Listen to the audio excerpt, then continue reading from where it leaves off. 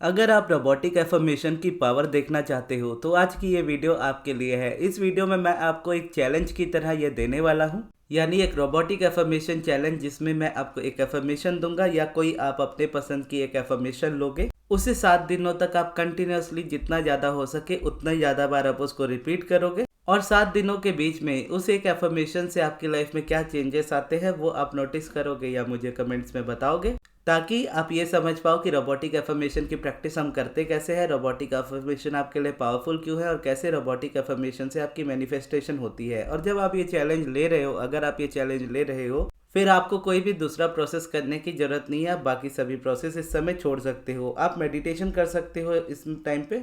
अगर सब्लिमिनल सुनते हो तो सब्लिमिनल आप सुन सकते हो इस वक्त, लेकिन जब जब आप सब्लिमिनल सुन रहे हो अपने कानों में, तब तब आपको रोबोटिक एफर्मेशन रिपीट करनी है। यानी जब तक आपका सब्लिमिनल चल रहा है आपके कानों में, जब तक उसका म्यूजिक बज रहा है, तब तक आप रिपीट करते रहोगे कंटिन्यूअसली बिना रुके।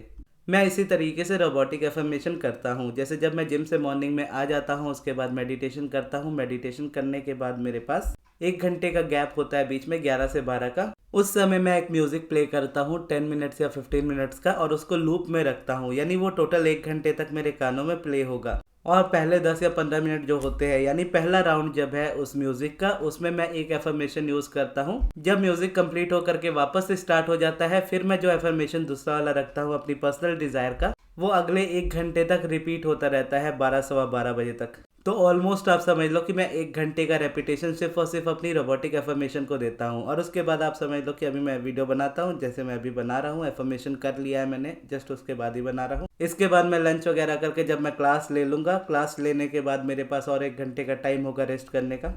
तो उस समय मैं आंखें बंद करके फिर वापस से 1 घंटे उसको प्ले करूंगा और वापस उसको रिपीट करूंगा। और सेम रिपीटेशन मेरा रात को भी होगा सोने से पहले। और उसमें क्या है कि एक ही एफर्मेशन अगर आप रखते हो तो आपको बहुत झमेला नहीं रखना पड़ता कि किस चीज़ के बारे में सोचे, क्या करे क्या नहीं करे। तो चैलेंज मैं इसलिए दे रहा हूँ ताकि आपको इस जगह पे ये पता रहे कि हाँ, आप चैलेंज में हो तो आप दूसरा एफर्मेशन यूज़ नहीं कर सकते। इसीलिए एफर्मेशन भी एक ही होना चाहिए। फिर चाहे आप एसपी के लिए ले रहे हो, रिलेशनशिप के लिए ले रहे हो, किसी भी मतलब किसी भी टॉपिक पे ले रहे हो, आप ले सकते हो, इससे कोई दिक्कत नहीं है। और रिसेंटली मैंने रोबोटिक एफर्मेशंस की ऑडियोज भी डाली है। अगर आपको उसमें से भी चाहिए होगा तो एक बार आप सुन करके आप उसको नोट कर लीजिएगा, फिर आप उसको मन ही मन खुद से रिपीट कीजिएगा। और इस जगह पे ये जो रोबोटिक एफर्मेशन मैं आपको बोल रहा हूँ, ये आपको शब्दों में रिपीट करनी है। अगर आप पर्सनली सुन रहे हो रोबोटिक एफर्मेशन, तो सुनते टाइम, यानी रोबोटिक एफर्मेशन अगर आप सुन रहे हो तो सुनते टाइम भी आपको उसको मैं हूं में रिपीट करना है। जैसे मैं एफर्मेशन में बोलता हूँ आपके पास, आप बोलोगे मेरे पास। तो उस तरीके से आप अपने आप में रेपिटेशन कर सकते हो अगर आप रोबोटिक एफर्मेशन ऑडियो सुन रहे हो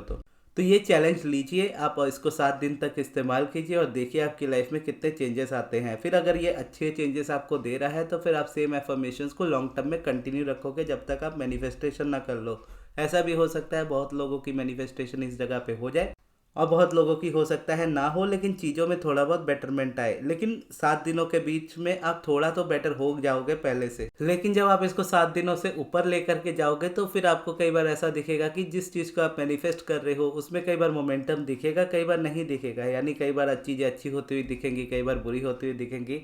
उस सब के बावजूद आपको बस उस एफर्मेशन को कंटिन्यू करना होगा। उसमें आप अपने आप को कंटिन्यू रख लेते हो तो डेफिनेटली आपकी मैनिफेस्टेशन हो जाती है। मैनिफेस्टेशन का तरीका ही यही है कि आप बस एक न्यू रेपिटेशन लो, उसको तब तक रिपीट करो जब तक रियलिटी ना बन जाए। और जो अब्राहम की किताब है money and the law of attraction, उसमें भी अब्राहम हिक्स यही कहती है, change your story change your life. आप अपनी लाइफ में जो क्रिएट कर रहे हो वो आपकी स्टोरीज की मैनिफेस्टेशन है। यानी आप जिस तरीके से अपने बारे में या अपने लाइफ के किसी भी सब्जेक्ट के बारे में बात करते हो, उससे ये डिपेंड होता है कि आपकी लाइफ में क्या मैनिफेस्ट होगा।